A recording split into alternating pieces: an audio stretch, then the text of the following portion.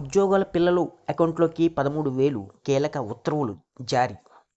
ఆంధ్రప్రదేశ్ ప్రభుత్వం తల్లికి వందనం పథకానికి సంబంధించి కీలక నిర్ణయం తీసుకుంది. రాష్ట్రంలో గ్రామీణ అంగన్వాడీ కార్యకర్తల పిల్లలు తల్లికి వందనం పథకాన్ని వర్తింపజేయనుంది. 2026-27 నుంచి తల్లికి వందనం పథకం అమలు చేస్తున్నట్లు విద్యాశాఖ మార్గదర్శకాలు విడుదల చేసింది. రాష్ట్ర వ్యాప్తంగా మొత్తం 55,592 మంది అంగన్వాడీ కార్యకర్తలు ఉన్నారు.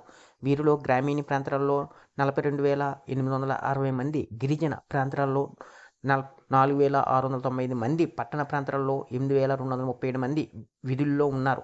అయితే ప్రభుత్వం తీసుకున్న తాజా నిర్ణయంతో రాష్ట్ర వ్యాప్తంగా 47,555 మంది అంగన్వాడీ కార్యకర్తలు లబ్ధి పొందుతున్నారు. తల్లికి వందనం పథకం కింద గ్రామీణ అంగన్వాడీ కార్యకర్తల్లో 1వ తరగతి నుంచి ఇంటర్ వరకు చదివే పిల్లలు ఉన్న వారికి అందరికీ సాయం అందిస్తారు. ఈ వీడియోని ఎక్కడ స్కిప్ చేయకుండా పూర్తి వరకు చూడండి, లేకపోతే మీకు పూర్తి సమాచారం అందదు. ఎవరైనా కానీ కొత్తగా ఈ వీడియో కానీ చూస్తున్నట్లయితే మా ఛానల్ని సబ్స్క్రైబ్ చేయడం మాత్రం మర్చిపోకండి. రాష్ట్ర వ్యాప్తంగా గ్రామాలు, పట్టణాల్లో అంగన్వాడీ కార్యకర్తలకు నెలకు గౌరవ వేతనం 11,500, అదే ఆయాలకు 7,000 ఇస్తున్నారు. తల్లికి వందనం పథకంతో పాటు ఇతర పథకాలకు సంబంధించి కొన్ని నిబంధనలు ఉన్నాయి. ఈ పథకాలు వర్తించాలంటే గ్రామీణ ప్రాంతాల్లో నెలకు కుటుంబం ఆదాయం 10,000, పట్టణ ప్రాంతాల్లో 12,000కు మించకూడదు.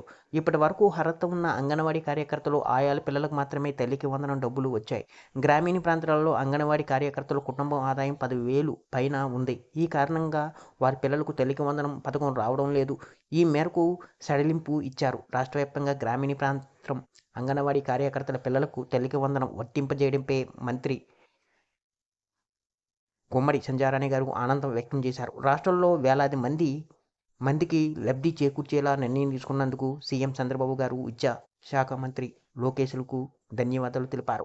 అంగన్వాడీ కార్యకర్తలు తనకు విజ్ఞప్తులు చేశారని, ఎంతో కాలంగా ఈ శుభవార్త కోసం ఎదురు చూస్తున్నారు అని అన్నారు. మొత్తానికి వారి కోరిక నెరవేరిందని అని చెబుతున్నారు. మరోవైపు అంగన్వాడీలకు తల్లికి వందనం పథకాన్ని వర్తింపజేయడంపై తెలుగు నాడు అంగన్వాడీలు ట్రేడ్ యూనియన్ హర్షం వ్యక్తం చేసింది. ప్రభుత్వానికి కృతజ్ఞతలు తెలుపుతూ మంత్రి సంధ్యారాణి గారికి కలిపి సన్మానించారు. ఈ వీడియో కానీ మీకు నచ్చినట్లయితే ఒక లైక్, సబ్స్క్రైబ్ చేయడం మాత్రం మర్చిపోకండి.